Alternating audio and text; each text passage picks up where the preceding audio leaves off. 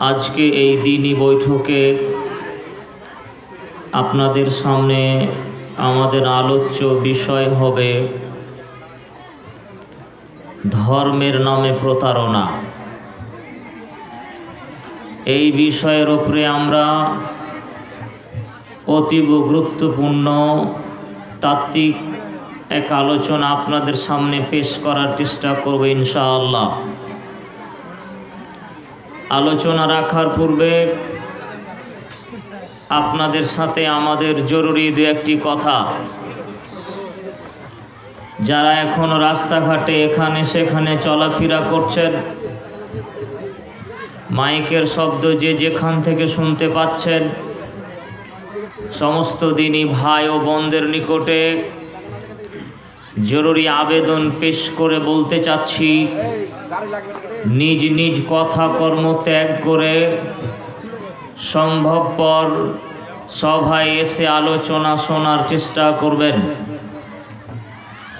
দ্বিতীয়, যারা উপস্থিত আছি আমরা, উপস্থিত বৈঠকের দিনী ভাই ও বোনদের নিকটে আমরা আবেদন করে বলছি, আপনারা নিজ নিজ স্থানে শক্ত মনোভাব নিয়ে একাগ্রতার সাথে নিজের মুখটা একটু বন্ধ করে বসে থাকবেন।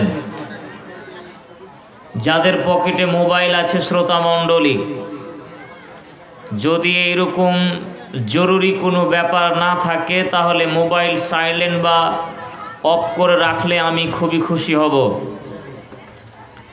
কারণ যে বিষয়টি আমি আলোচনা করতে যাচ্ছি তা অত্যন্ত জটিল একটা বিষয়। ধর্মের নামে প্রতারণা। আমাদের গ্রাম্য সমাজে এই ভাষাকে বলতে পারি ধর্মের নামে ভণ্ডামি। এই কথা কি আপনারা বিশ্বাস করেন যে মানুষ ধর্মের নামে ভণ্ডামি করে? কি বলেন? ধর্মের নামে মানুষ ভণ্ডামি করে, এই কথা কি জানেন? হ্যাঁ না বলেন না? যে আজকে আমরা একটু দেখব যে ধর্মের নামে মানুষ কিভাবে ভণ্ডামি করে। প্রায় ধর্মেই কিছু ধর্ম ব্যবসায়ী থাকে। পৃথিবীতে সবচেয়ে লাভদায়ক ব্যবসা পৃথিবীর বিনা পুঁজির ব্যবসা, তাতে কোনো পুঁজি লাগে না, অথচ লক্ষ কোটি টাকা উপার্জন করা যায় এই ব্যবসা দিয়ে, যে ব্যবসার নাম ধর্ম ব্যবসা। ধর্ম বিক্রি হয়। ধর্মের দাম আলু পটলের চেয়েও সস্তা। ধর্মের দাম বাজারে আলু পটলের চেয়েও সস্তা। আপনি কিনে নেন আর আমি হুজুর ধর্ম বিক্রি করি।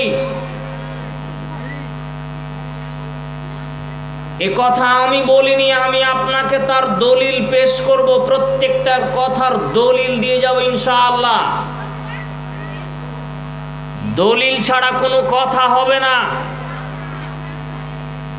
উপস্থিত বৈঠকের দিনী ভাই বোনকে আবারও বলছি, শুনুন, আমি প্রচলিত কোনো বক্তা নয় যে আপনার সামনে নাটক করে, গান করে, গজল দিয়ে, হাস্য কৌতুক দিয়ে আপনার মন জয় করব। মন জয় করতে আসিনি, আর আপনার সাথে আমি কন্ট্যাক্ট করে আসিনি যে 20,000 টাকা অ্যাকাউন্টে দাও তারপরে জালসার স্টেজে যাব। কন্ট্যাক্ট করেও আসিনি।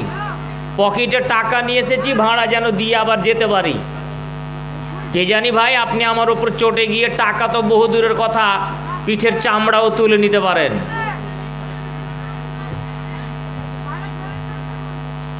অতএব কথা যেহেতু কোরআন হাদিস থেকে বলবো, তাই এত দাপট নিয়ে কথা বলছি।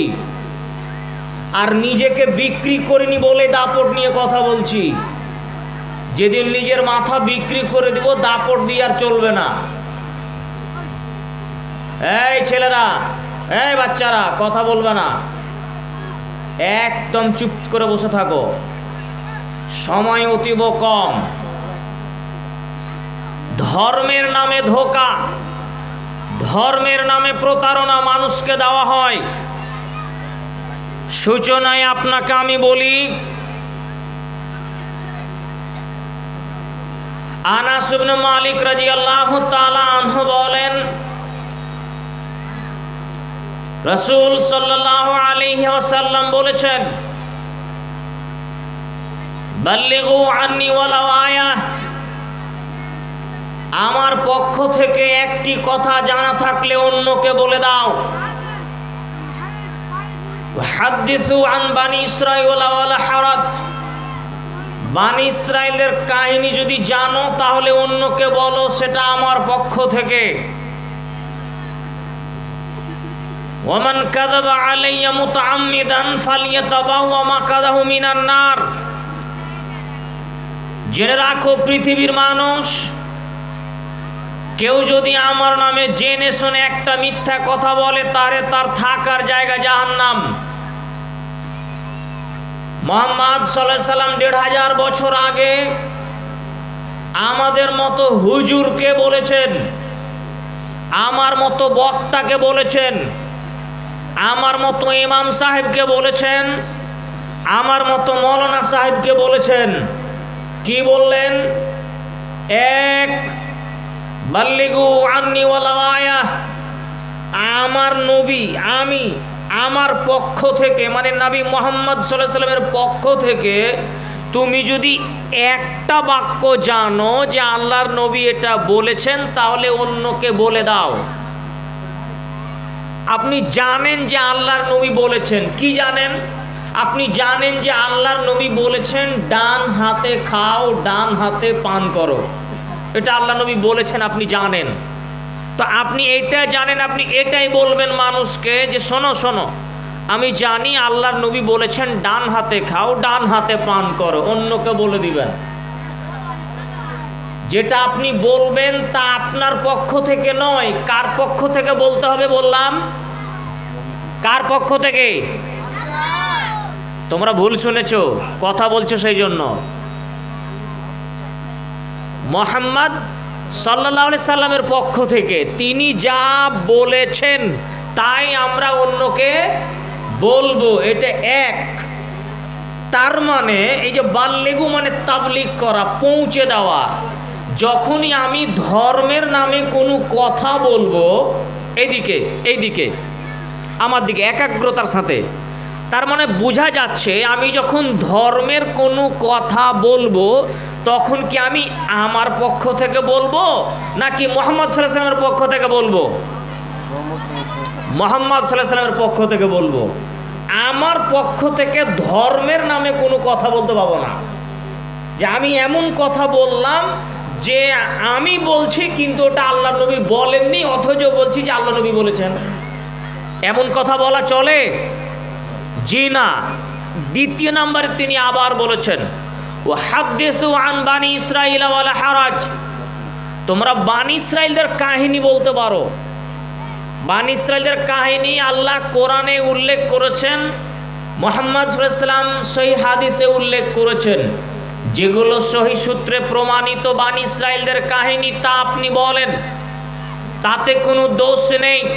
তবে ৩ নম্বর বাক্যটা খুবই ভয়ঙ্কর, তৃতীয় বাক্যটা খুবই ভয়ঙ্কর। তিনি বললেন ৩ নম্বর কথায়, ওমান কাযাবা আলাইয়া মুতাআম্মিদান ফালইয়াতাবাওয়া মাকাদাহু মিনান নার, কেউ যদি আমার নামে একটা মিথ্যা কথা বলে জেনে শুনে, কেউ যদি আমার নামে একটা জেনে শুনে মিথ্যা কথা বলে, কার নামে বলেন তো? কার নামে মিথ্যা কথা বলে? মুহাম্মদ সাল্লাল্লাহু আলাইহি সাল্লামের নামে কেউ যদি জেনে শুনে একটা মিথ্যা কথা বলে, 2টা নয়, 5টা নয়, একটা। নবীর নামে কেউ যদি একটা মিথ্যা কথা বলে, আল্লাহর নবী বলেন তার থাকার জায়গা জাহান্নাম, তার থাকার জায়গা জাহান্নাম। সম্মানীয় উপস্থিতি, আল্লাহর নবীর নামে মিথ্যা কথা বলবে বলেই তো তিনি এ কথা বললেন, কেউ যদি আমার নামে মিথ্যা কথা বলে তাহলে তার থাকার জায়গা জাহান্নাম। নবীর নামে মিথ্যা কথা বলা হয়, এ কথা আপনাকে বিশ্বাস করা লাগবে। শত বক্তা, শত হুজুর, শত ইমাম, মৌলানা, খতিব যারা দৈনন্দিন বহু বক্তব্য পেশ করে থাকেন, যা মুহাম্মদ সাল্লাল্লাহু আলাইহি সাল্লামের পক্ষ থেকে নয়, আল্লাহর নবী বলেননি, অথচ নবীর নাম দিয়ে বলা হয়। রাসূল সাল্লাল্লাহু আলাইহি সাল্লাম অনুমোদন দেননি, অথচ তার নাম দিয়ে মানুষের সামনে প্রচার করা হয়। তার দু একটা আমি আপনাকে নমুনা স্বরূপ পেশ করি, যে আল্লাহর নবী বলেননি, আল্লাহর নবীর সাথে ঘটেনি, অথচ হুজুর, আপনার বক্তা, আপনার ইমাম সাহেব জাতিকে ধোঁকা দিয়ে এমন কথা বলে থাকে। তার দু একটা নমুনা পেশ করছি। এইদিকে ছোটবেলা থেকেই আপনি একটা গল্প শুনেছেন বক্তাদের মুখে, তারা বলেছিল আল্লাহর নবী মুহাম্মদ সাল্লাল্লাহু আলাইহি সাল্লাম এক রাস্তা দিয়ে প্রতিদিন যেতেন। জৈনক এক বুড়িমা আল্লাহর নবীর রাস্তার পায়ের নিচে কাঁটা বিছিয়ে রাখত। যখন আল্লাহ নবীর পায়ে কাঁটা ঢুকতো, ওই বুড়ি খুব খুশি হতো। আল্লাহর নবী একদিন দেখলেন যে ওই রাস্তায় কাঁটা নেই। নবী মুহাম্মদ সাল্লাল্লাহু আলাইহি সাল্লাম ভাবলেন বুড়িমার কিছু হয়েছে, নিশ্চয়ই কিছু হয়েছে। তাই তিনি তার বাড়ি গেলেন এবং ওই বুড়ি, অসুস্থ বুড়ি মায়ের পরিচর্যা করলেন, সেবা করলেন। বুড়িমা অসুস্থ ভালো হয়ে গেল। পরে বুড়িমা ইসলাম কবুল করে নিলেন।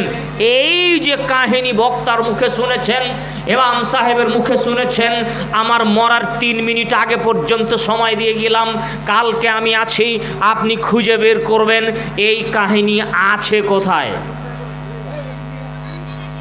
আরে সত্য মিথ্যা পরে যা চাই, আছে কোথায় আগে এটাই খুঁজে দাও। আছে কোথায় কাহিনীটা? হাদিসের নামটা বলতে বলেন যে ওই হাদিসে লেখা আছে, কিন্তু বক্তা তো বলে, শুনেছেন তো আপনি, শত মানুষ মাইকে শব্দ শুনছেন, আলেম ওলামা আছেন, অনলাইনে অনেক জায়গায় মানুষ দেখছেন।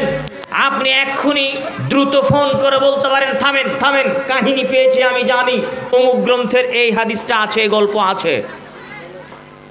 ঠেকানো বড় সহজ, ঠেকানোর চেষ্টা করেন।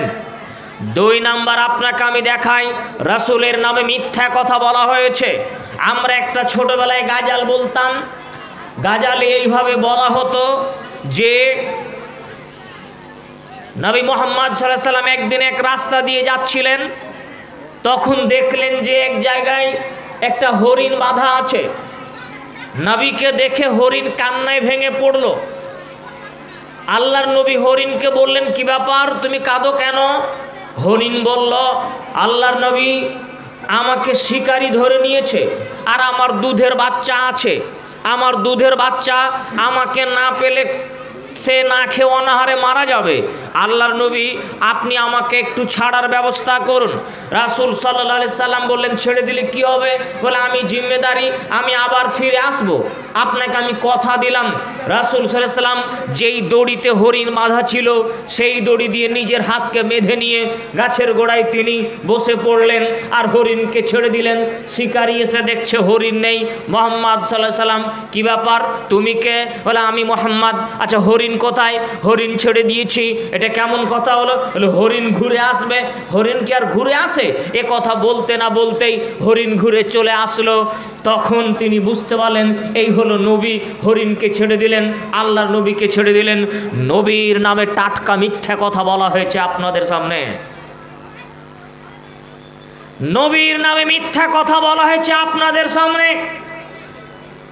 আমরা শুনেছি আইয়ুব আলাইহিস সালামের বিখ্যাত নবী, আইয়ুব আলাইহিস সালামের গায়ে পোকা হয়েছিল, আর তার পোকাতে তার শরীর খেতে খেতে এমন এক পর্যায়ে চলে আসলো যে জীব খেতে আরম্ভ করলো। তখন তিনি বললেন, আল্লাহ, আমার জীব যদি খেয়ে নেই আমি কেমনে জিকির করব? তাই তুমি আমাকে রক্ষা করো। আল্লাহ তার দোয়া কবুল করলেন। তাই তেনাকে বলা হলো, যাও তুমি নদীতে স্নান করো। তিনি নদীতে স্নান করলেন, পোকা ঝরে পড়ে গেল।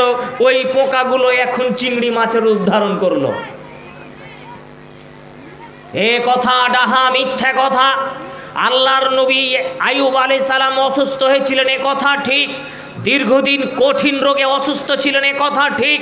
কিন্তু তার দেহে পোকা হয়েছিল মর্মে কোনো হাদিস বর্ণিত হয়নি, কোনো মিথ্যা কাহিনীও বর্ণিত হয়নি। এমনিতেই চলছে এটা। মানুষের মুখে মুখে কিছু কথা আছে, মানুষ বলে কিন্তু বাস্তবে থাকে না, যেমন ঘোড়ার ডিম আছে দুনিয়াতে, তো মানুষ বলে কি বলে না। তো যে কাহিনী বললাম দু তিনটা, এগুলো কাহিনী হচ্ছে ঘোড়ার ডিম, মানে বাস্তবে নেই, মুখে আছে, বাস্তবে নেই, মুখে আছে। সম্মানীয় উপস্থিতি, আর কিছু আছে মিথ্যা কাহিনী, কোন কোন বই লিখেছে কিন্তু তদন্ত ছাড়া। নবীর নামে মিথ্যা কথা বলা হয়েছে, ইব্রাহিম আলাইহিস সালামের নামে মিথ্যা কথা বলা হয়ে থাকে যে ইব্রাহিম আলাইহিস সালাম যখন ইসমাইল আলাইহিস সালামকে কুরবানি করার জন্য নিয়ে গেলেন, তখন ইসমাইল আলাইহিস সালাম বললেন, আব্বা আপনি আমার চোখের দিকে তাকাবেন, আমি আপনার চোখের দিকে তাকাবো, আপনি আমাকে জবাই করতে পারবেন না, সুতরাং আমার চোখে আপনি পট্টি বেঁধে দেন। ইব্রাহিম আলাইহিস সালাম নিজের চোখে 7 পট্টি বাঁধলেন আর ছেলের চোখে 7 পট্টি বেঁধে দিলেন, দিয়ে ইসমাইলকে উবুড় করে শুইয়ে দিয়ে ছুরি চালাতে শুরু করলেন। না, ছুরিতে গলা কাটে না, বারবার ছুরি চালাচ্ছেন, ছুরিতে গলা কাটে না। রাগ করে তিনি ছুরিটাকে ছুঁড়ে ফেলে দিলেন, ছুরি গিয়ে পড়লো এক পাথরের ওপর, পাথর কেটে দু টুকরো হয়ে গেল, কিন্তু ইসমাইলের গলা কাটলো না। এই মর্মে যে কাহিনী বললাম, টাটকা জাল এবং মিথ্যা কাহিনী। ইব্রাহিম আলাইহিস সালামের সাথে এমন ঘটেনি। অবশ্যই তিনি ছেলেকে নিয়ে গিয়েছিলেন, উবুড় করে শুইয়েছিলেন, জবাই করতে যাবেন, জবাই করতে যাবেন, উবুড় করে শুইয়ে দিয়েছেন, ফাতাল্লাহু লিল জাবিন, তাকে উবুড় করে শুইয়ে দিয়েছেন। তখন আল্লাহ তাআলা বলছেন ইব্রাহিম আলাইহিস সালামকে কেন্দ্র করে, হে ইব্রাহিম কদ সাদ্দাকতা রুয়া, তুমি তোমার স্বপ্নকে সত্যে পরিণত করেছো। কোরআন বলছে এমন কোনো কাহিনী ঘটেনি, 7 পট্টি বাঁধার কাহিনী ঘটেনি। কোরআন বলছে পাথরে ছুরি চালায়নি, পাথর 2 টুকরা হয়নি, কিন্তু বক্তা বলছে যে এই 7 পট্টি বাঁধলো আর পাথর কেটে দিল। এটা হলো বক্তার কাহিনী, নবীর পক্ষ থেকে নয়। আপনাকে আমি এই রকমই কাহিনী 1 ঘন্টা দেখাবো, এত লম্বা করতে চাচ্ছি না, অন্য কথা বলা প্রয়োজন। তাহলে কি বুঝাতে চাইলাম আপনাকে? মুহাম্মদ সাল্লাল্লাহু আলাইহি সাল্লামের নামে মিথ্যা কথা বলা হবে, নবীর নামে মিথ্যা কথা বলা হবে। এই দেশের মাটিতে লক্ষ লক্ষ তাফসির আছে যা মানুষ নিজে নিজে বানিয়েছে, হাজার হাজার জাল হাদিস যা ইহুদি প্রমোট করেছে, মুসলমান গ্রহণ করেছে। ইহুদি বানিয়েছে, মুসলমান গ্রহণ করেছে। বলেন কি ইহুদির তৈরি করা হাদিস মুসলমান নিয়েছে? জি নিয়েছে, হ্যাঁ নিয়েছে। যেমন তার জ্বলন্ত একটা উদাহরণ আপনাকে একটা হাদিস বলছি, মিথ্যা হাদিস, জাল হাদিস, ইহুদিদের তৈরি হাদিস শোনেন, ইহুদিদের তৈরি হাদিস শোনেন। তারা বলে, ইহুদিরা বলে, ইহুদিদের তৈরি হাদিসে বলে আল্লাহর নবী বলেছেন 3টা জিনিসের দিকে যদি কেউ তাকিয়ে থাকে চোখের পাওয়ার বেড়ে যাবে। 3টা জিনিসের দিকে তাকিয়ে থাকলে চোখের দৃষ্টি বৃদ্ধি পায়। 1, কেউ যদি সুন্দরী নারীর দিকে তাকিয়ে থাকে তাহলে তার চোখের পাওয়ার বেড়ে যাবে। লেন এবার আল্লাহ তাআলা কোরআনে এবং রাসূল সাল্লাল্লাহু আলাইহি সাল্লাম হাদিসে বারবার নিষেধ করছেন, চোখ পড়লে, নারীর দিকে চোখ পড়লে কি করতে হয়? চোখ কি করতে হয়? চোখ নিচু করতে হবে না? যদি পড়ে গেছে নিচে করে দেন, আর নিজে থেকে কি তাকাতে পারবেন? তা তো পারবেন না। তো এই যে এখানে বলছে যে সুন্দরী মেয়ের দিকে তাকিয়ে থাকলে চোখের দৃষ্টি বেড়ে যায়, এটা কি হাদিস মনে করেন? কিন্তু হুজুরেরা কেউ কেউ হাদিস হিসাবে নিয়েছে, যারা বুঝেনি, যারা ষড়যন্ত্র বুঝেনি, তারা মনে করেছে এই হাদিস শোনার পরে বলছে সুবহানাল্লাহ, সুন্দরী মেয়ের দিকে তাকিয়ে বলছে সুবহানাল্লাহ, নাউযুবিল্লাহি মিন যালিক। সম্মানীয় উপস্থিতি, আর একটা তারা বলেছে যে প্রবাহিত ঝর্ণার দিকে তাকিয়ে থাকলে চোখের দৃষ্টি পায়, আর একটা দৃষ্টি বৃদ্ধি পায়। আর একটা তারা বলেছে টাটকা শাকসবজির দিকে তাকিয়ে থাকলে চোখের দৃষ্টি পায়। এটা ইহুদিদের তৈরি করা হাদিস, যা মানুষ মুখে মুখে প্রচলিত আছে। সম্মানীয় উপস্থিতি, সুতরাং তদন্ত করতে হবে।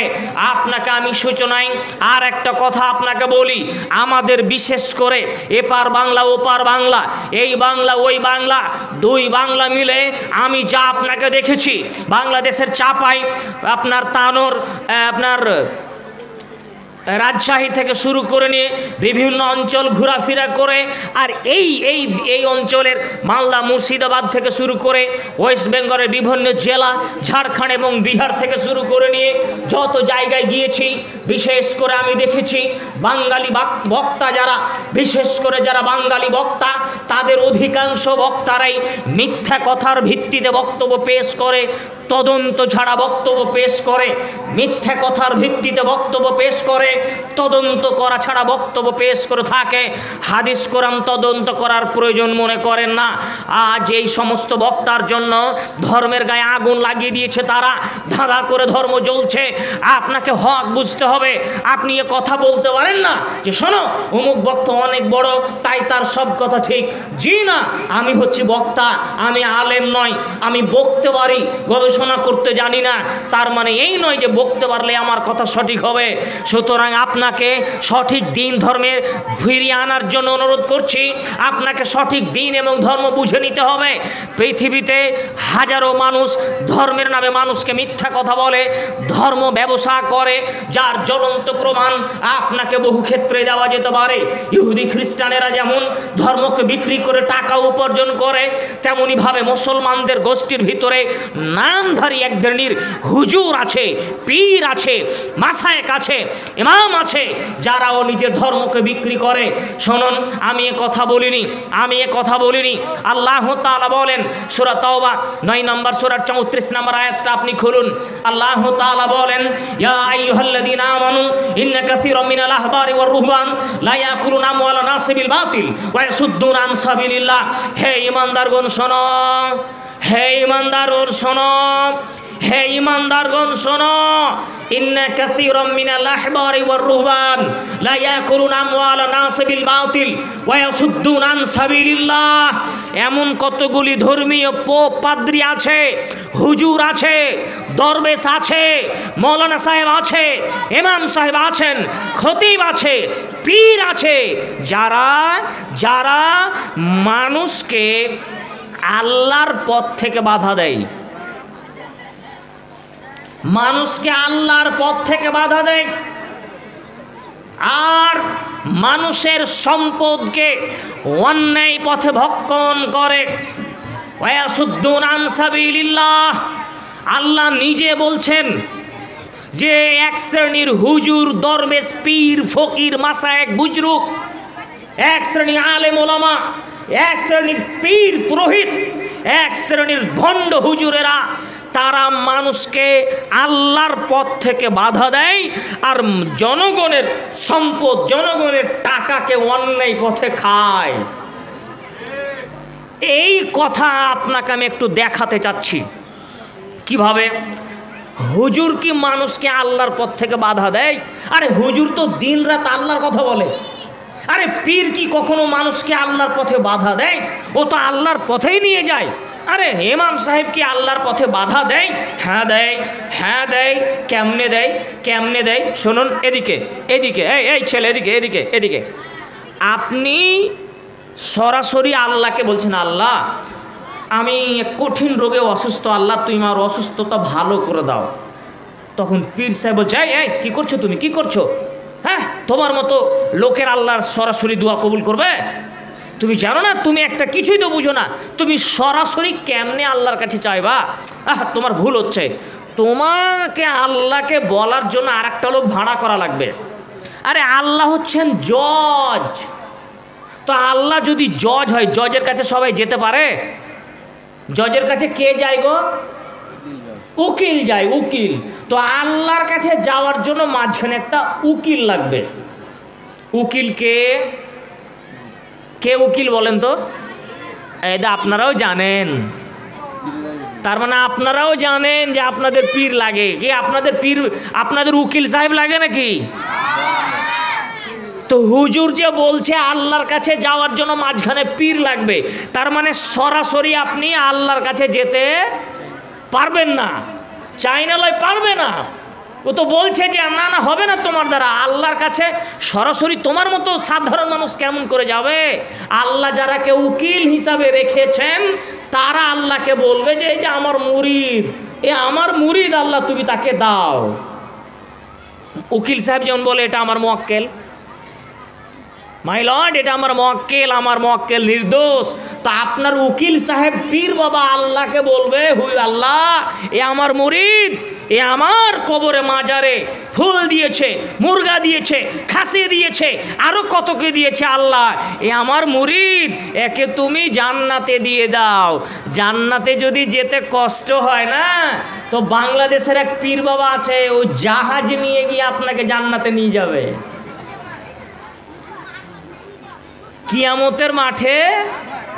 কিয়ামতের মাঠে নাকি জাহাজও লাগবে পীর বাবা। তার মানে এই যে বিষয় আপনাকে দেখালাম, তাহলে এরা কি আল্লাহর পথ থেকে আল্লাহর কাছে চাইতে, আল্লাহর কাছে সরাসরি বলতে কি বাধা দিচ্ছে না? আল্লাহ এটাই বললেন যে এরা আল্লাহর পথে মানুষকে বাধা দেয় আর অন্যায়ভাবে মানুষের সম্পদ ভক্ষণ করে। কিভাবে? এই আল্লাহর পথে মানুষকে কিভাবে বাধা দিল তা তো উদাহরণ দিলাম। এবার অন্যায়ভাবে মানুষের সম্পদ ভক্ষণ করে কি করে? এটার বহু পথ, বহু রাস্তা, জনগণের সম্পদকে অন্যায়ভাবে ভক্ষণ করবে। সম্মানীয় উপস্থিতি, কয়েকদিন আগে সালারে, গত মাসে প্রোগ্রামে গেছিলাম, কেউ সোশ্যাল মিডিয়া দেখেছেন কিনা জানি না, সালারে গেছিলাম। ওখানে কিছু ভাইয়েরা, মাঝহাবি ভাই আছেন, আমাকে বক্তব্য দিতে দেয়নি, আমার বক্তব্য বন্ধ করে দিয়েছে। তারা স্টেজে মারামারির উপক্রম, তারা এক দল লোক নিয়ে এসে গাড়িতে করে নদিয়া থেকে ভাড়া করে লোক নিয়ে এসে আমাকে হয়তোবা খতম করার জন্যই বা আর কিছু জানি না, বুঝতে পারিনি। বক্তব্য চলাকালীন তারা এক গাড়ি লোক একদম দৌড়িয়ে সেই স্টেজে উঠার চেষ্টা করছিল, কমিটির লোকেরা বাধা দিল। আমি সেখানকার কথা বলি, ওখানে পৌঁছানোর পর জৈনক ব্যক্তি একটা বাচ্চা কোলে করে নিয়ে এসে আমাকে বলল, হুজুর আমার বাচ্চা দীর্ঘদিন কান্না করে, চুপানোর চেষ্টা করি, ডাক্তার দেখাই, কিছু হচ্ছে না, বাচ্চা একদিকে তাকিয়ে আছে, অনেক অসুস্থ, ডাক্তার দেখেছি কিছু হয়নি, আপনি একটু ঝেড়ে দেন। তো ঝেড়ে দেওয়া তো যায়, ঝাড়ফুঁক করা কোরআন হাদিসে দোয়া দিয়ে। তো আমি এটা দেখতে গিয়ে বলছি তার গলাতে দেখি তাবিজ। আমি বললাম তাবিজ ছিঁড়ে ফেলতে হবে, তাবিজটা আমার কথায় ছিঁড়ে ফেলালাম, তার সামনে তাবিজ খুলে বের করলাম, তাতে একটা ছক দেওয়া আছে, আরবিতে নাম্বার লেখা আছে, আমি বললাম আপনি কি জানেন এগুলো কি? তো বললো না।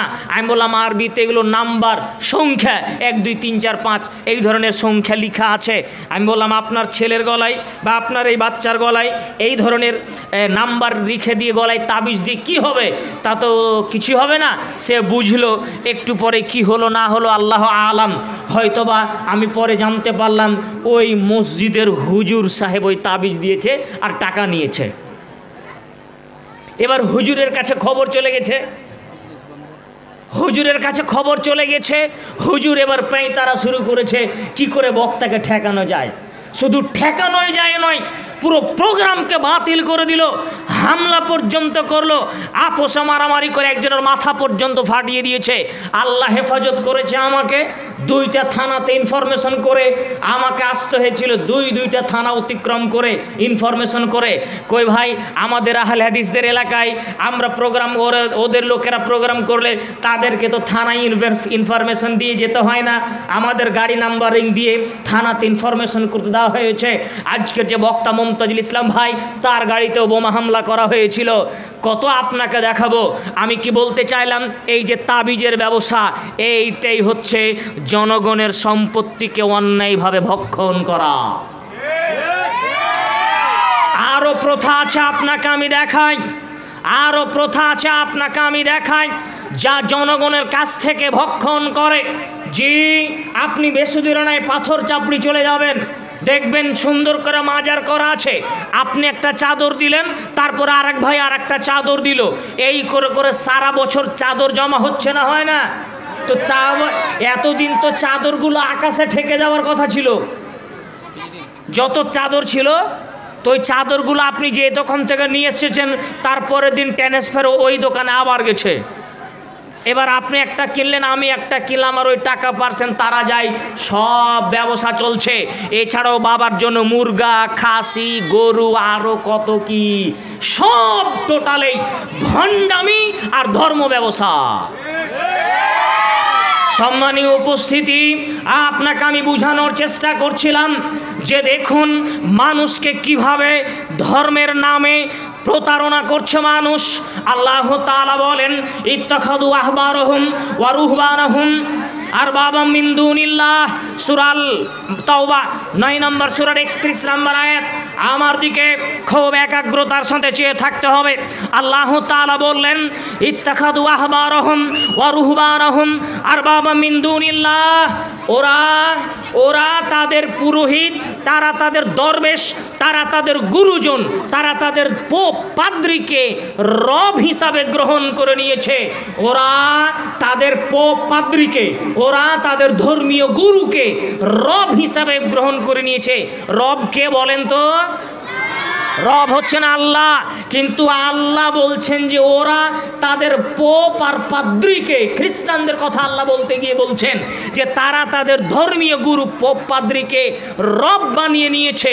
এই কথা যখন রাসূল সাল্লাল্লাহু আলাইহি সাল্লাম বললেন, সুনান তিরমিজি হাদিস নাম্বার 3095, আদি ইবনে হাতিম রাদিয়াল্লাহু তাআলা আনহু বলেন, শুনুন, আদি ইবনে হাতিম রাদিয়াল্লাহু তাআলা আনহু বলেন, আতাইতুন নবী সাল্লাল্লাহু আলাইহি ওয়াসাল্লাম অফি উনুকি সালিবুম মিনাজ যাহাবে, আমি রাসূল সাল্লাল্লাহু আলাইহি সাল্লামের নিকটে এমন অবস্থায় উপস্থিত হলাম যেই সময় আমার গলাতে খ্রিস্টানদের যে ক্রস থাকে না, ক্রস চিহ্ন, সোনার তৈরি করা একটা ক্রস আমার গলায় ঝুলছিল। এই রকম অবস্থায় আমি আল্লাহর নবীর নিকটে উপস্থিত হলাম। রাসূল সাল্লাল্লাহু আলাইহি সাল্লাম আমাকে দেখে বললেন, আদি ইত্রাহ আনকা হাদাল ওয়াসারা, এই ছুঁড়ে ফেলো, ছুঁড়ে ফেলো, এই মূর্তি তোমার গলায় কেন, ছুঁড়ে ফেলো। এবং এই কথা বলার পরে তিনি এই আয়াতটি তেলাওয়াত করছেন, সূরা তাওবা 9 নম্বর সূরার 31 নম্বর আয়াতটা। আল্লাহ তাআলা বলছেন, ইত্তাখাযু আহবারহুম ওয়া রুহবানাহুম আরবাবাম মিন দুনিল্লাহ, তারা আল্লাহকে ছাড়া তাদের পোপ পাদ্রীকে রব বলে গ্রহণ করে নিয়েছে। তবে আমা ইন্নাহুম, তবে তারা লা ইয়াবুদুনা, তারা তাদের পূজা করে না। খ্রিস্টানেরা তারা তাদের পোপ পাদ্রীদের সামনে মাথা নত করে না, তাদের ইবাদত করে না, বরং তারা কি করে, তাদের পোপ পাদ্রীরা যেটা হালাল করে এটাকে এরা হালাল বলে মেনে নেই, তাদের পোপ পাদ্রীরা যেটা হারাম ঘোষণা করে এটা তারা হারাম বলে মেনে নেই। কথা মনে হয় আমি বুঝাতে পারিনি। খ্রিস্টানদের পোপ, খ্রিস্টানদের ধর্মগুরু যেটাকে হালাল বলে খ্রিস্টানেরা ওটাকে হালাল বলে, খ্রিস্টানদের ধর্মগুরুরা যেটাকে হারাম বলে খ্রিস্টানেরা সেটাকে হারাম বলে। হারাম আর হালাল করার মালিক কে? আল্লাহ। কিন্তু ওরা কাকে বানালো হারাম আর হালাল করার মালিক? তাদের পোপ পাদ্রীকে, ধর্মগুরুকে। এই যে যাকে তারা হারাম আর হালালকারী বানিয়ে নিল, মানে তাকে তারা রব বানিয়ে নিল। কথা বুঝে এসছে? তারা হালাল হারামের মালিক বানিয়ে নেওয়ার মাধ্যমে তারা তাকে রব বানিয়ে নিয়েছে। আজকেও এক শ্রেণীর মানুষ আছে যারা নিজেকে মুসলমান দাবি করে, নিজেকে মুসলমান হিসাবে পরিচিত করে, যারা বলে আমাদের নবী মুহাম্মদ সাল্লাল্লাহু আলাইহি সাল্লাম, তারাও ধর্মের মাঝে, ধর্মে নেই, ধর্মের মধ্যে জোর করে ঢুকিয়ে, হাদিসে নেই, কোরআনে নেই, জোর করে ধর্মের গায়ে ঢুকিয়ে দিয়ে অসংখ্য হালালকে তারা হারাম করেছে, অসংখ্য হারামকে তারা হালাল বানিয়ে ছেড়েছে।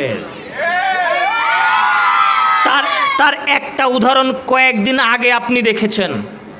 কয়েকদিন আগে বাংলাদেশে একটা হালালা বিয়ে হয়েছে। হালালা বিয়ে মানে কোনো এক ব্যক্তি বউকে 3 তালাক দিয়ে ফেলেছে। তো বউ তালাক হয়ে গেছে, ওদের কাছে একবারে 3 তালাক দিয়েছে, তালাক হয়ে গেছে। তো এইবার তারপরে ওরা স্বামী স্ত্রী বোনে ভুল বুঝেছে, যে বলছে যে আমরা আবার বউ স্বামী স্ত্রী থাকবো, তো কি করতে হবে? তাই তারা মসজিদের হুজুরের কাছে গেছে যে আমাদের কিছু করে দেন। তো হুজুর বলেছে যে এই স্ত্রীর নতুন করে আর একজনের সাথে বিয়ে দিতে হবে, আর একজনের সাথে বিয়ে দিতে হবে, দিয়ে তার সাথে মেলামেশা করার পর তখন প্রথম স্বামী আবার ঘুরিয়ে পাবে। তো এখন কোথায় আর জামাই খুঁজবে? হুজুর বলছে যে আমার সাথে দিয়ে দাও। হুজুর নিজেই বিয়ে করেছে, এ তো করলো, কত জঘন্য, মিডিয়া পাড়া তোলপাড় হয়ে গিয়েছিল। হুজুর নিজে বিয়ে করে মসজিদের সিঁড়ির ওপরে ওই মেয়ের সাথে ব্যভিচার করেছে। এটার নাম কি বললাম? হালালা করা। এটা ধর্মের নামে করেনি, ধর্মের নামে তো করলো হুজুর, তাই নয়? এই যে দেখেন এত বড় জঘন্য, বর্বর, অশ্লীল, নোংরা, নেক্কারজনক কাজকে সে হালাল বানিয়ে দিয়েছে, তাই নয়? এটা হারাম, অথচ সে কি বানিয়ে দিল? হালাল বানিয়ে দিল। তার মানে হুজুর হারামকে হালাল করবে, হালালকে হারাম করবে। এতটুকু নয়, সম্মানীয় উপস্থিতি, বহু হুজুরেরা ধর্মকে বিক্রি করে, বহু হুজুরেরা ধর্মকে বিক্রি করে। সোচ্চার এবং সাবধান হতে হবে জনগণকে। আপনারাই হুজুরকে ঠেকাতে পারেন, আপনারাই বক্তাকে ঠেকাতে পারেন। তারা যে ধর্ম আপনার সামনে বিক্রি করছে, আজকে খাঁটি ধর্ম পাওয়া চরম পর্যায়ে হয়ে গিয়েছে। যদি আজও বাজারে আপনি খাঁটি মধু কিনতে চান, খাঁটি মধু পাবেন, একটু টাকা বেশি লাগবে। খাঁটি সরিষার তেল কিনতে চান, আপনি পাবেন, টাকা একটু বেশি লাগতে পারে। কিন্তু সমাজে খাঁটি ধর্ম পাওয়া খুবই কঠিন।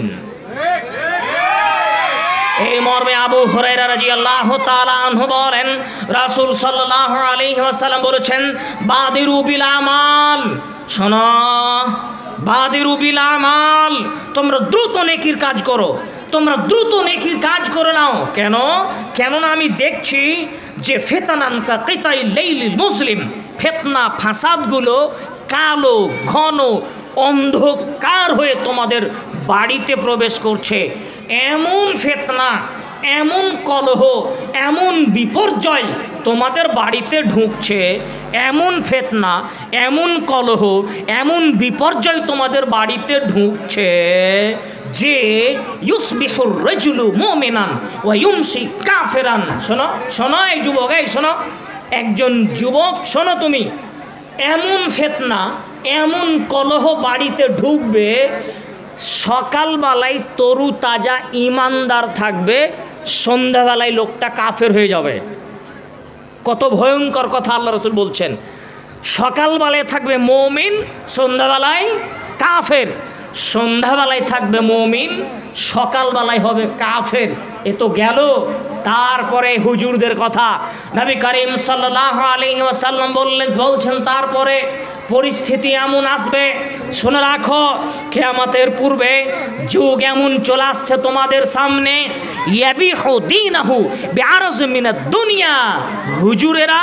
হুজুরেরা ইমাম সাহেবেরা টাকার বিনিময়ে, দুনিয়ার বিনিময়ে, অর্থের বিনিময়ে ধর্মকে বিক্রি করবে। ধর্ম বিক্রি করবে অর্থের বিনিময়ে, টাকার বিনিময়ে। সহিহুল মুসলিম। সম্মানীয় উপস্থিতি, অত্র হাদিসে আল্লাহর নবী মুহাম্মদ সাল্লাল্লাহু আলাইহি ওয়াসাল্লাম দেখালেন ধর্ম বিক্রি হবে। আজ খাঁটি ধর্ম বাজারে বিক্রি হয় না, ভেজাল লাগা ধর্ম মানুষের সামনে বিক্রি হচ্ছে। সম্মানীয় উপস্থিতি, আপনাকে আমি দেখাচ্ছিলাম ধর্মের নামে প্রতারণা, মানুষ কিভাবে ধর্মের নামে প্রতারণা করছে, মানুষের সামনে প্রতারণা হচ্ছে। আপনাকে তার দু একটি নমুনা পেশ করার চেষ্টা করছি। দেখুন, আল্লাহ তাআলা বলেন সূরা বানী ইসরাঈল 17 নম্বর সূরার 71 নম্বর আয়াতের অংশ, আল্লাহ তাআলা বলছেন, ইয়াউমা নাদউ কুল্লু উনাসিব বিইমামিহিম, আমি সেই দিন প্রত্যেককে তাদের ইমাম সহ ডাকব। কিয়ামতের মাঠে আল্লাহ তাআলা প্রত্যেককে তাদের ইমাম সহ ডাকবেন। এই আয়াতের ব্যাখ্যা এক শ্রেণীর মানুষ করেছে। কোথায় করেছে? একটা গ্রন্থ আছে, মুফতি আহমদ ইয়ার আলী খান সাইদুল হক শারা জাল হক, বাংলাতেও জাল হক নামে প্রচারিত হয়েছে, জিকে প্রকাশনী 48 নম্বর পৃষ্ঠা। সাইদুল হক সরোজাল হক 155 নম্বর পৃষ্ঠা, তাতে তারা লিখছে এই আয়াতের ব্যাখ্যায়। শুনুন, একটু খেয়াল করে শুনবেন আয়াতের ব্যাখ্যাটা। স্পষ্ট তারা লিখছে কথাটা যে আল্লাহ তাআলা বিচারের মাঠে প্রত্যেক ব্যক্তিকে তাদের ইমাম সহ ডাকবেন। কথা বুঝতে পারছেন? তারা ইমাম সহ আল্লাহ তাআলা তাদেরকে ডাকবেন। তো তারা বলছে এই যে আল্লাহ ইমাম সহ ডাকবেন মানে হলো আল্লাহ প্রত্যেক ব্যক্তিকে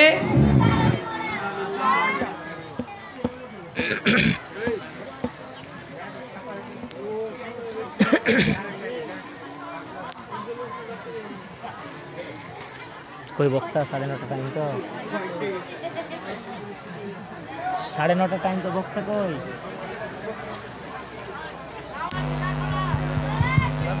হ্যাঁ বলছিলাম বক্স আমার গলা টেনে দিচ্ছে। হ্যাঁ পানি একটু দেন। যে আল্লাহ তাআলা বললেন যে প্রত্যেক ব্যক্তিকে ইমাম সহ ডাকা হবে, তারা বলছে যে এই যে আল্লাহ ইমাম সহ ডাকবে এটার ব্যাখ্যা হলো কিয়ামতের মাঠে আল্লাহ বলবে ইয়া হানাফি ইয়া শাফি ইয়া মালিকি, হে সাফেরা, ও মালিকি মাযহাবের অনুসারীরা তোমরা চলো। কথা বুঝতে পারলেন? আল্লাহ কিয়ামতের মাঠে কারাকে ডাকবেন বলেন তো? ইয়া হানাফি ইয়া সাফি, এই শব্দই আছে, এই শব্দই তারা উল্লেখ করেছে। কি মনে হয়? এটা তো একটা ব্যাখ্যা দিল। আর যারা পীর মানে তারা বলছে যে না না না, শোনো, আসলে আল্লাহ ইমাম সহ ডাকবেন তার মানে এই যে পীর বাবাকে সাথে নিয়ে কিয়ামতের মাঠে যেতে হবে। এবার এখানে জরুরি কথা, এই শুনুন, পীর সহ যদি কিয়ামতের মাঠে আল্লাহ ডাকে তাহলে তো লক্ষ লক্ষ পীর, দুনিয়াতে লক্ষ লক্ষ পীর নয়, বাপের পীর একজন, বেটার পীর আর একজন। কেমন করে? বলে আমার বাপ একটা পীর মানতো, ওই পীরটা মারা গেছে, এখন নতুন পীর হয়েছে, ওই পীরটাকে আমি মারি, আমার বাপও মারা গেছেন, আমার পীরও মারা গেছে, তাহলে আমার বাপ আর ওই পীর আর একজনের, আর আমার পীর আর আমি আর একজনের, তাহলে আলাদা আলাদা পীর হলো না? আলাদা আলাদা পীর হলো। ওরা এই আয়াতের ব্যাখ্যায় আরো বলছে যে পীর ধরতে হবে, পীর মানা ফরজ, আর পীর যার পীর নেই তার পীর হলো শয়তান। যার পীর নেই তার পীর হলো শয়তান। এখানে জরুরি আমার সাথে দুই একটা কথা। আচ্ছা ভাই বলেন তো, পীর মানা ফরজ, এই ফরজটা করবে কে? ফরজ করার মালিক কে? আল্লাহ নয় তো? আল্লাহ পীর মানা ফরজ করবেন, তো আল্লাহ তো পীর মানা ফরজ করেননি। ওরা বলছে যে যার পীর নেই তার পীর হলো শয়তান। তো এ কথা কি মনে হচ্ছে না যে আসলে শয়তানই তারাকে ওহী করে দিয়েছে যে শোন, পীর না মানবি তো তোদের পীর শয়তান হবে? তা আমরা যদি এটাকে উল্টে দিয়ে বলি যে যার পীর আছে ওই পীরই হলো শয়তান, কেমন লাগবে এবার? কথাটা ভয়ঙ্কর নয়? সম্মানীয় উপস্থিতি, সুতরাং ধর্মকে জেনে বুঝে পালন করার চেষ্টা করতে হবে। ধর্ম এমন কিছু নয় যে আপনি যত্রে তত্রে যেমন খুশি তেমনভাবে মেনে চলবেন। আল্লাহ তাআলা বলেন, ইয়া আইয়ুহাল্লাযীনা আমানু আতিউল্লাহ ওয়া আতিউর রাসূল ওয়া উলিল আমরি মিনকুম ফাইন তানাযাতুম ফি শাইইন ফারুদ্দুহু ইলাল্লাহি ওয়া রাসূল। মহান আল্লাহ বলেন, হে ঈমানদারগণ, তোমরা আল্লাহকে মান্য করো, রাসূল সাল্লাল্লাহু আলাইহি ওয়াসাল্লাম অনুসরণ করো, তোমাদের মধ্যে যারা ধর্মীয় পণ্ডিত জ্ঞানী তাদের অনুসরণ করো। ফাইন তানাযাতুম ফি শাই, তবে তাদের মধ্যে কোনো বিষয় মতনৈক্য দেখলে তাহলে পারে তোমরা আল্লাহ এবং তার রাসূলের দিকে কথাকে ফিরিয়ে দাও। সূরা নিসা 4 নম্বর সূরার 59 নম্বর আয়াত। আল্লাহ তাআলা অন্যত্র বলেন, ইয়া আইয়ুহাল্লাযীনা আমানু আতিউল্লাহ ওয়া আতিউর রাসূলা ওয়া লা তুবতিলু আমালাকুম। হে পৃথিবীর মানুষ, আল্লাহকে মান্য করো, রাসূল সাল্লাল্লাহু আলাইহি ওয়াসাল্লাম অনুসরণ করো, তোমরা তোমাদের আমল বাতিল করো না। সূরা মুহাম্মদ 47 নম্বর সূরার 33 নম্বর আয়াত। বহু মানুষ আছে যারা ধর্মকে এমনিতেই পালন করে, বাপদাদার দোহাই দিয়ে পালন করে থাকে, সমাজের দোহাই দিয়ে পালন করে থাকে, দোহাই দিয়ে ধর্ম চলে না। কোরআন আর সুন্নাতে যা আছে, কোরআন সহিহ হাদিসে যা বর্ণিত আছে সেটাই মানুষের চূড়ান্ত ধর্ম। কোনো মানুষের পক্ষ থেকে, ইমাম সাহেবের পক্ষ থেকে, খতিবের পক্ষ থেকে যদি এমন কথা আসে যা কোরআন সুন্নাহর সাথে মিলে না, যা কোরআন সুন্নাহ বলে না, যা আল্লাহ রাসূল অনুমোদিত নয়, তা কখনোই গৃহীত হবে না। এই মর্মে আয়েশা রাদিয়াল্লাহু তাআলা আনহা বলেন, রাসূল সাল্লাল্লাহু আলাইহি সাল্লাম বলেছেন, মান আমিলা আমালান লাইসা আলাইহি আমরুনা ফাহুয়া রাদ্দুন। কেউ যদি একটা কোনো আমল করে আর সেই আমল যদি রাসূলের পক্ষ থেকে অনুমোদিত না হয়, কেউ যদি এমন কোনো আমল করে আর সেই আমল যদি রাসূলের পক্ষ থেকে অনুমোদিত না হয়, ফাহুয়া রাদ্দুন, তা প্রত্যাখ্যাত, তা বর্জনীয়। সহিহুল মুসলিম হাদিস নাম্বার 1718। সম্মানীয় উপস্থিতি, সুতরাং আপনাকে জোরালো দাবি পেশ করে বলতে চাচ্ছি যে আপনি যেটুকু দিন পালন করবেন, ধর্ম হিসাবে যেটুকু আপনি গ্রহণ করবেন, তা যেন চূড়ান্ত নির্ভেজাল সঠিক করে কোরআন আর সহিহ সুন্নাহ মোতাবেক হয়। সমাজের প্রচলিত ধর্মের অনেক অংশেই কোরআন হাদিসের মিল নেই। সম্মানীয় উপস্থিতি, লম্বা হাদিসের ছোট্ট একটা অংশ আপনাকে আমি বলে শোনাই। হুযায়ফা বিন ইয়ামান রাদিয়াল্লাহু তাআলা আনহু বলেন, কানান নাসু ইয়াসআলুনা রাসূলুল্লাহি সাল্লাল্লাহু আলাইহি ওয়াসাল্লাম আনিল খায়রি ওয়া কুনতু আসআলু আনিশ শাররি মাখাফাতা ইউদরিকানি। আল্লাহর নবী মুহাম্মদ সাল্লাল্লাহু আলাইহি সাল্লামকে মানুষেরা কল্যাণ সম্পর্কে জিজ্ঞাসা করত, কিন্তু আমি মানুষকে অকল্যাণ অমঙ্গল সম্পর্কে জিজ্ঞাসা করতাম, এই ভয়ে যে আমি যেন ওই অকল্যাণ অমঙ্গলের ভিতরে না পড়ে যাই। আমি আল্লাহর নবীকে একদা বললাম, হে আল্লাহ রাসূল, ইন্না কুন্না ফিল জাহিলিয়াতিন ওয়া শাররিন, আমরা জাহেলি যুগে অনিষ্ঠতার মধ্যে ছিলাম। ফাজান আল্লাহু বিহাদাল খায়র, আল্লাহ ইসলাম দিলেন এবং আমাদেরকে কল্যাণ দান করলেন। ফাহাল বাদা হাদাল খায়র মিন শাররিন, আচ্ছা আল্লাহর নবী, এখন আমরা যে ভালো যুগে অবস্থান করছি আপনার সাথে, এই ভালো যুগের পরে কি খারাপ যুগ আসবে? খুব মনোযোগ, এই বাচ্চারা, এই কে এত কথা বলছো কেন? একদম চুপ করে বসে থাকো। রাসূল সাল্লাল্লাহু আলাইহি সাল্লামকে হুযায়ফা বিন ইয়ামান রাদিয়াল্লাহু তাআলা আনহু প্রশ্ন করছেন, আল্লাহর নবী, আমরা এখন ভালো যুগে আপনার সাথে অবস্থান করছি, আপনি বলুন আমাদের এই যুগের পরে কি আর কখনো খারাপ যুগ আসবে? রাসূল সাল্লাল্লাহু আলাইহি সাল্লাম বললেন, নাম, হ্যাঁ শোনো, এরপরে আর একটা খারাপ যুগ আসবে। আচ্ছা আল্লাহর নবী, হাল বাদা যালিকা শাররু মিন খায়রিন, ওই যে খারাপ যুগটা আসবে, ওই খারাপের পরে কি আর ভালো যুগ আসবে? আমরা ছিলাম জাহিলি যুগে, খারাপ সময়, এবার পরে ইসলামে এসেছি, এখন ভালো। এই ইসলামের পরে ভালো যুগের পরে কি খারাপ যুগ আসবে? হ্যাঁ, আর একটা খারাপ যুগ আসবে। আচ্ছা ওই খারাপ যুগের পরে কি আর ভালো যুগ আসবে? হ্যাঁ, তারপরে আর একটা ভালো যুগ আসবে। তবে 4 নম্বরে যে ভালো যুগটা আসবে, ফিহে দাখানুন, ওটা অস্পষ্ট ভালো, ঘোলাযুক্ত ভালো, স্পষ্ট ভালো নয়। হুযায়ফা রাদিয়াল্লাহু তাআলা আনহু বললেন, ওয়া মা দাখানুহু, ঘোলাযুক্ত ভালো, এটা যে বুঝতে পারলাম না, এটা কি? রাসূল সাল্লাল্লাহু আলাইহি সাল্লাম বললেন যে অস্পষ্ট ভালো হচ্ছে কওমুন ইয়াস্তান্নুনা বিগাইরি সুন্নতি ওয়া ইয়াহদুনা বিগাইরি হাদি, মানুষেরা আমার সুন্নাত, আমার তরিকার বিপরীত চলবে, আমার পথের, আমার রাস্তার, আমার হেদায়েতের বিপরীত পন্থা অবলম্বন করে বলবে এটাই রাসূলের তরিকা। তারিফু মিনহুম ওয়া তুনকিরু, তোমরা তাদেরকে চিনতে পারবে এবং বর্জন করবে তাদেরকে। আচ্ছা আল্লাহর নবী, তারপরে আপনি বলেন ওই ঘোলাযুক্ত ভালো যুগের পরে কি খারাপ যুগ আসবে? না, হ্যাঁ, আর একটা ভয়ঙ্কর খারাপ যুগ আসবে। এত ভয়ঙ্কর যুগ, এত ভয়ঙ্কর যুগ, দুআতুন আলা আবওয়াবে জাহান্নাম, যারা দায়ী, যারা মানুষকে আল্লাহর পথে ডাকবে, তারা থাকবে জাহান্নামের গেটের উপরে। মান আজাবাহুম ইলাইহা কাযাফু ফিহা কাযাফুহু ফিহা, যারা তাদের ডাকে সাড়া দিবে তাদের ধরে জাহান্নামে ফেলে দিবে। এক শ্রেণীর হুজুর, এক শ্রেণীর আলেম, এক শ্রেণীর বক্তা, এক শ্রেণীর মৌলানা, এক শ্রেণীর দায়ী, যারা মানুষকে কোরআন হাদিসের কথা বলবে, তারা নিজেরাই থাকবে জাহান্নামের গেটে। তাদের ডাকে যারা সাড়া দিবে তাদের ধরে জাহান্নামে ফেলে দিবে। ভয়ঙ্কর কথা।